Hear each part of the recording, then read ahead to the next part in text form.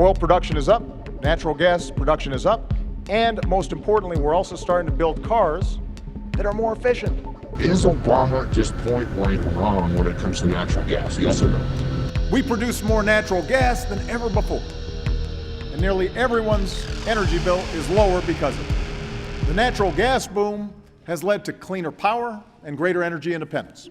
Good evening, this is Josh Cunnings with EnviroNews USA, and to begin this brief expose on natural gas, we're going to take a peek at a couple of quick clips of President Barack Obama in what sounds like little less than a blatant sales pitch for the expansion of natural gas as a solution to foreign energy dependency and climate change. Let's take a listen. We have a supply of natural gas that can last America nearly 100 years. And my administration will take every possible action to safely develop this energy. Now, even as we're producing more domestic oil, we're also producing more cleaner burning natural gas than any other country on earth.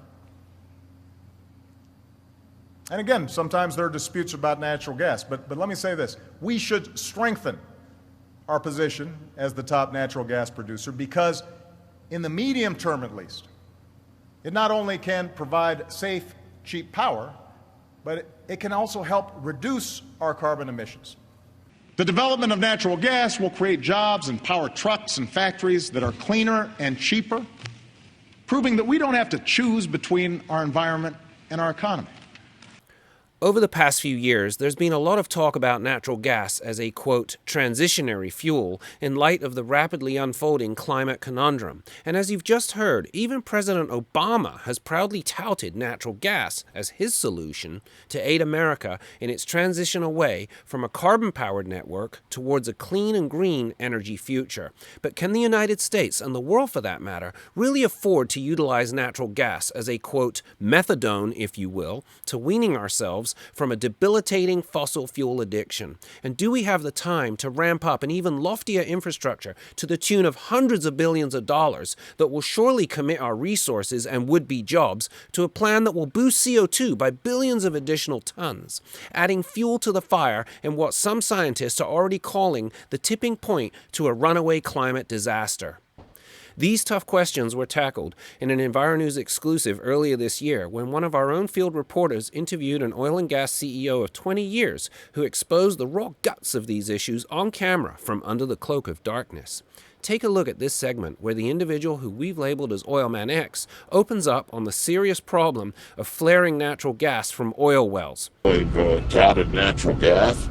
Natural gas is probably cleaner than other things, but in the final analysis through fracking here's a situation for natural gas. They're flaring massive amounts of natural gas in North Dakota to make oil. They do this all over. And, the United States, they don't get it to pipelines quick enough, and so they're flaring, creating CO2. And then let's not forget one other huge component. There are thousands of wells, and each well is an emitter. There's something coming off, like this well right here. Every day there's a certain amount. The burners are burning stuff to heat, do various things, and the gas getting away from leaks. So that's a huge problem that we need to get on top of and bring to an end, get converted to green technology. Interesting. Well, North Dakota is fast becoming the American poster child for gas flaring due to the massive oil boom underway in the Bakken Shale, and North Dakota is the perfect example of an oil boom skyrocketing out of control in this remote Midwestern hinterland, where, in many areas, a pipeline and processing infrastructure has yet to be constructed for the purpose of capturing the relatively small amount of gas that comes up with the oil. So, under the absent, or at best lax, flaring regulations in North Dakota, what is the oil industry's solution for this marginally profitable gas that comes up with their hugely profitable crude oil? Well, to just lazily dump it, of course, unscrubbed and unfiltered into the open air and environment. This problem in North Dakota has spiraled so wildly out of orbit that they can even see the Bakken oil fields from space, lit up and glowing like a cluster of Christmas tree lights as they launch massive and continual carbon streams high into the atmosphere. EnviroNews oil industry correspondents told us that it doesn't have to be this way, and that though not as profitable, it is still lucrative to capture natural gas in mobile tanks, have them swapped, trucked down the road, and offloaded on the marketplace. The problem, say these same industry whistleblowers, is downright laziness. Since the amount of gas coming up in an oil well often comprises only 10 or 20% of the overall hydrocarbons, and the profit margins are very low compared to crude, many operators would prefer just to blast it into the environment versus capturing and shipping it. And it is said that $25 billion per year worldwide literally go up in smoke this way.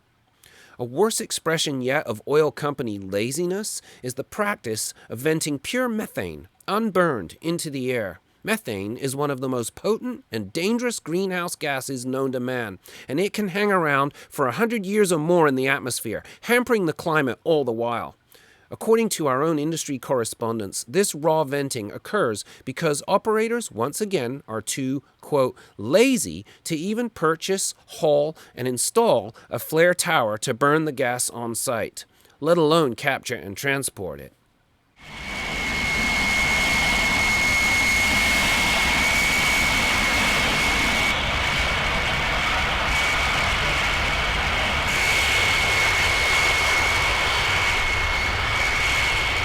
With the virtually unanimous and sobering, accredited, scientific, impending climate doom imminence warnings emanating from nearly all known science academies worldwide, it leaves one to wonder if these simply huge oil oligarchs have even a shred of concern for the future well-being of our own planet. To top it off, the CEO told our reporter off camera that practically every single well in operation across North America is off-gassing methane directly from their tank storage batteries. This is in addition to the multitude of other small leaks encountered on virtually every pump jack, and when it comes to raw methane, no other greenhouse gas can touch its sheer caustic power for exacerbating climate change.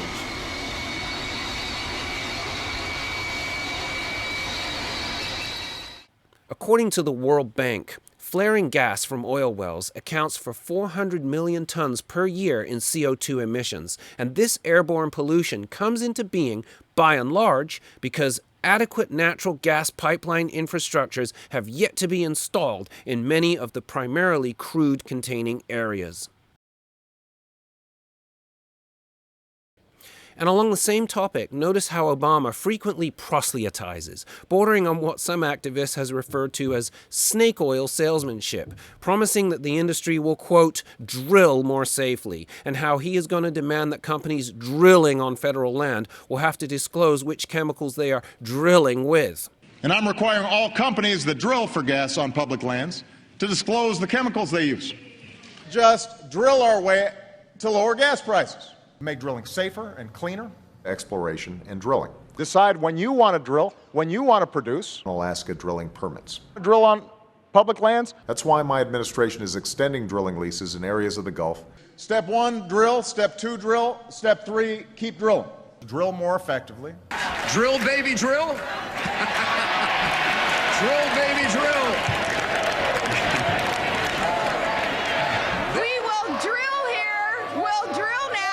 Will safely drill for the billions of barrels of oil that are warehoused underground, including our offshore sources. You bet. We'll drill, baby, drill, and we'll mine, baby, mine. Drill, baby, drill. And that's when you start the chant, yes.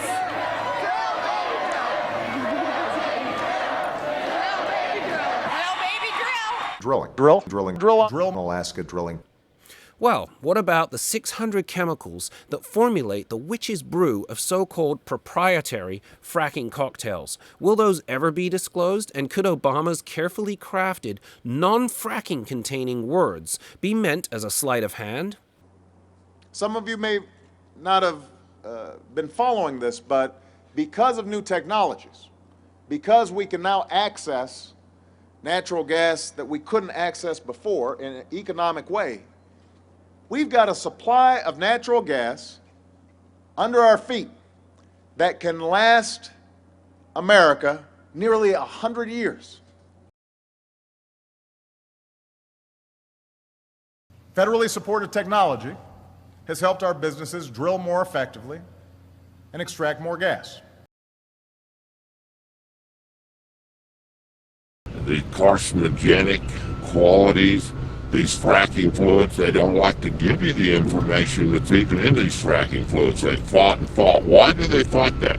Because they're all poisons, toxins, and problems that are in there that can harm you. There's many things in there that are passive, but most of them have a severe effect on, sperm counts and, children. And by the way, it was public research dollars over the course of 30 years that helped develop the technologies to extract all this natural gas out of shale rock, reminding us that government support is critical in helping businesses get new energy ideas off the ground. In all this Obama talk about the natural gas, quote, solution, he has scarcely even uttered the word fracking, and he continues to blatantly tout the expansion of natural gas exploration and development without ever making mention of the Dick Cheney Halliburton loophole that exempts frackers from the Clean Water Drinking Act, while handing out frack-for-all hall passes to energy pumpers, allowing them to blast deadly chemical cocktails to no end underneath the earth with total impunity. This, in an effort to force even more natural gas to the surface. Let's hear a snippet of what the oil man in black had to say about the, quote, path of least resistance, and about whether or not fracking is contaminating America's drinking water supplies as we speak. Check it out. When you set up a drilling rig, hammering your 24/7 with who knows what while they're drilling, they're saying on their way to these impenetrable levels down below where the gas is. I think anybody with a reasonable mindset that knows when you run casing down through there and cement it to surface, that it leaves a pathway directly back to the aquifer. And so if the cement fails or the casing fails, which they do, they've had cement and casing failures day one on wells every day in America where things fail. So it's no question that it's going to fail and get in the aquifer and find its way to your cherished water supplies. The thing that, the whole concept of drilling down there and then saying it's an impenetrable layer, it's not impenetrable because you've created the least path of resistance right either behind the cement if the cement fails, or through the cement, or through the casing, or back up, the cement gets a hole in it in the aquifer area under these extreme pressures, the frac gets loose, and they pump right in the aquifers. I can guarantee you that they probably already pumped in the aquifer. They just haven't told you about it. And let me be clear one more time. Anything the industrial lobbyists might be saying about this not being a cancerous contamination threat, this aquifer, is pure nonsense. Because once again, any penetration of an aquifer down to oil and gas layers below poses a direct threat because it's a path of least resistance. Let's remember that, the path of least resistance. There's pressure down there because cement doesn't last forever, period. It might last 50 years or 100 years, but it won't last a million years. And what about earthquakes? So, Mr. Obama, just what is the policy here? A frack-for-all bonanza party that seeks to pillage every last drop of natural gas from our one and only planet Earth as fast and furiously as possible, while we sit around waiting on the already hamstrung and hobbled EPA to figure out whether or not fracking actually poses a direct threat to the aquifers?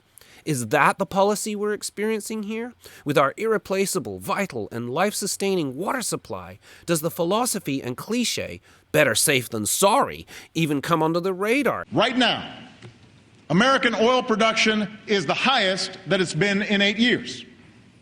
That's right, 8 years. Not only that, last year we relied less on foreign oil than in any of the past 16 years.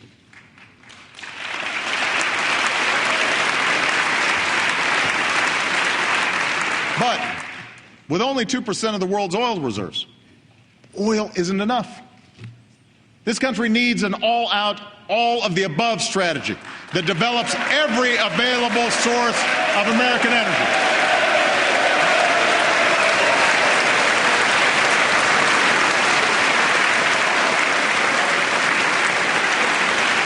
The exploratory binge being fostered by the Obama administration, enabling and furthering the oil industry's unquenchable thirst for hydrocarbons, raises an interesting point.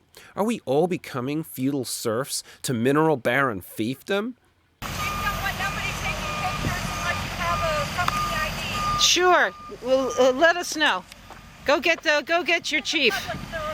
We're on the road. We can do anything we want. You need to step back into the road then. Yeah, sure. You can step back also. Yeah. Go back to your shed over there. Go back to your shed, honey. Do your work. We have to let the world know what you're doing.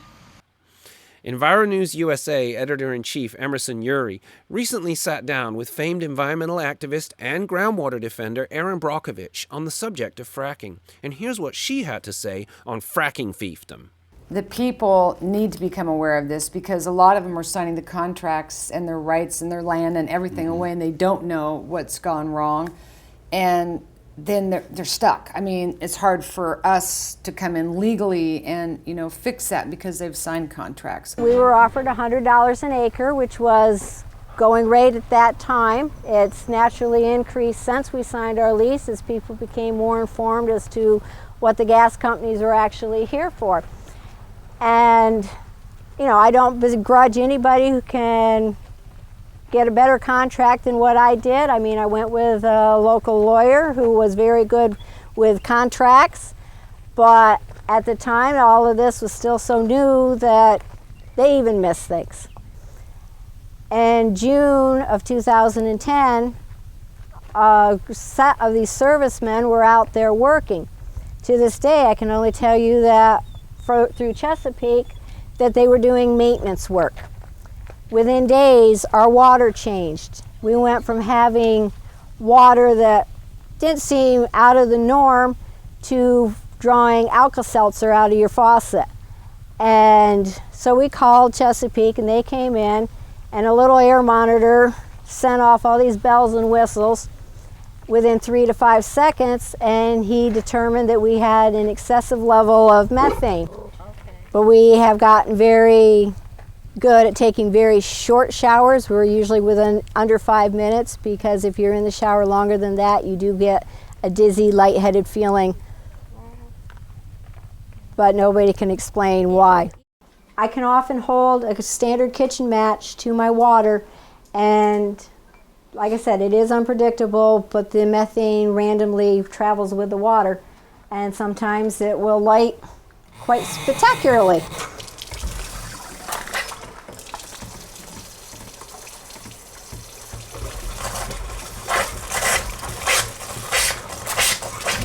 Just like that.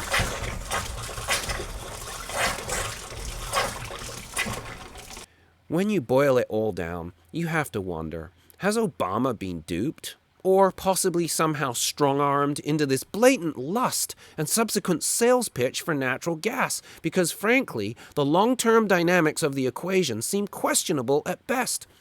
Think about it. Natural gas, barely profitable in today's economy when compared to a commodity like crude oil, is subject, just like any other product, to the cyclical supply and demand woes of the marketplace. The more of it they bring up to the surface, the lower its value will be. Supply and demand basics. Now, before signing off, we want to play one more clip for you from the unparalleled interview with the 42-year career ex-swab rig operator, a downhole expert, and non-pencil pushing sitting oil CEO on the larger topic of Obama's energy and natural gas policy as a whole. Listen to what he had to say on this. And so, you know, you hear Obama out there, he's pitching for natural gas.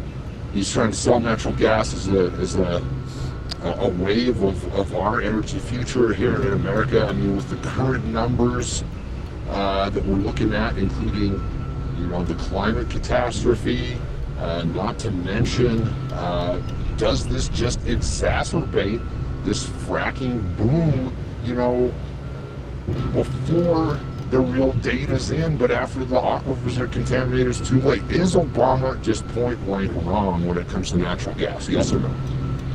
Yes. It's just a matter of what day you want to get started. Let's get started today. I mean, it's, you know, the natural gas is probably technically a lesser problem, but you know, when are you going to get started? Are you going to stretch it out another 40 years, another 100 years? In the end, it has to stop. It needs to stop now, worldwide. And so, that being said, you know, what would you say to President Obama, who many have said has been very friendly to oil and gas development in our country, to say the least? What would you say to him in regards to this deep water drilling, in regards to the natural gas transition that he's been advertising? What would you have to say to him in regards to energy policy as a whole? I voted for President Obama. He was the best choice. But in the final analysis, he's been totally friendly to the oil and gas industry. You have people running around every day saying, well, what's going on, what's going on? This is the best times we've ever had in the oil and gas industry. Yes, they're drilling on federal lands. All that President Obama ever said is drill some of the leases you've got. Him and Ken Salazar said drill some of the leases you've got. Let's don't drill right in the middle of the Grand Canyon on a floating barge. That's the strategy you need, on all of the above strategy, and that's what we're going to do in the next 4 years. But that's not what you've done in the last 4 years. That's the problem. In the last 4 years, you cut permits and licenses on federal land and federal waters in half. Not true, Governor Romney. So how much did you cut them by? Not true. By how much did you cut them by then? Governor, we have actually produced more oil. No. How much did you cut licenses and permits on federal land and federal waters? Governor Romney, here's what we did. There were a whole bunch of oil companies. No, I had a question, and the question was, how much did you cut them by? You want me to answer a question? How much did you cut them by? I'm happy to answer the question. All right, and it is? Here's what happened. You had a whole bunch of oil companies who had leases on public lands that they weren't using. So what we said was, you can't just sit on this for 10, 20, 30 years, decide when you want to drill, when you want to produce, when it's most profitable for you. These are public lands. So if you want to drill on public lands, you use it or you lose it. Okay, now and so what we did was take away those leases, and we are now reletting them so that we can actually make a profit. And production on government lands is down. No, it isn't. Production on government land of oil is down 14%. Governor, and production on gas is down 9%. It's just not true. Let's remember, there's a finite amount of oil and gas. Let's just say we've reached peak oil, and I think that's been stated. And so, in that case, we need to, it's evident we got to make the change. Let's make the change now and just start going this direction to the green technologies right now. Not wait till we have completely are on our deathbed. In the grand scheme, unchecked fracking seems to make little sense where a looming climate catastrophe and the environment are concerned, and one is left to contemplate whether this nat gas explosion will ultimately be boom or bust. Could it pull America, and the world for that matter along with it, down a dangerously wrong-headed path, ultimately unsustainable as the cumulative effects from reckless and hasty natural gas plunder continue to pile up relentlessly toxic footprints on the earth, in the water, and ultimately in human and animal tissue? Think about an America where our companies are leading the world in developing natural gas technology and creating a generation of new energy jobs. A strategy that's cleaner, cheaper, and full of new jobs. And to put people to work, modernizing our natural gas infrastructure. The experts believe this will support more than 600,000 jobs by the end of the decade. The experts believe it could support more than 600,000 jobs by the end of the decade. We, it turns out, are the Saudi Arabia of natural gas. We've got a lot of it. We've got a lot of it. The bottom line is natural gas is creating jobs. Jobs, jobs, jobs. So-called growth and development. That's all we ever hear. But what about all life and the delicate balance that maintains a stable climate and a healthy ecosystem? Once we are 100% committed to the gas path juggernaut and the boundless infrastructure is implemented, will we ever truly be able to stop and turn that train around? Will we overdose on our own methadone-like, transitionary, weaning substance? So we're going to keep working with the private sector to develop up to 5 natural gas corridors along our highways. These are highways that have natural gas fueling stations between cities. With the horse now blazing further and further out of the barn, could we all now be utterly doomed to receiving an Obama policy natural gas whoopin of biblical proportions by a catastrophically carbon-loaded future? That, ladies and gentlemen, we leave for you to decide. Power companies are going to fight you. The entrenched special interests are going to fight you. But it's a huge battle that looms ahead. One thing I know for sure, and you should know for sure, is it's going to happen. That is going to happen. We're not sure what day it is, but when you run out of natural gas and oil, what are you going to do then? That's my question for you. I would like to ask that question point blank. What day, what time, when it's all gone, there's finite amounts. They're not really making it or regenerating it down there to any reasonable amount. What are you going to do that day when it ends? Could we even make it that far?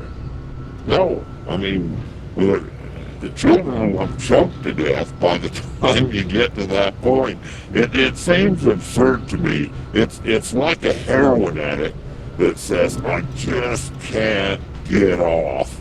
I just can't quit, and so I'm just going to eventually die. That's really a good analogy. And methadone, the transitionary thing from heroin, is kind of the equivalent of the natural gas. The guy goes in every day and gets his methadone thing. He doesn't really have a life because he's still basically hooked, but he's kind of in and kind of out. I mean, get on or get off, America, the world. Make a change. I mean, it takes courage, it takes guts, and it takes foresight. Personally, most oil people would look at me and say, it isn't what I want to do. But when are you going to do it? When are you going to quit your special interest and start trying to get into a world that's feasible for the planet, the survival, so your children, grandchildren can breed? It's that simple. We've got to take advantage of this incredible natural resource and think about what could happen if we do. For EnviroNews USA, this is Josh Cunnings.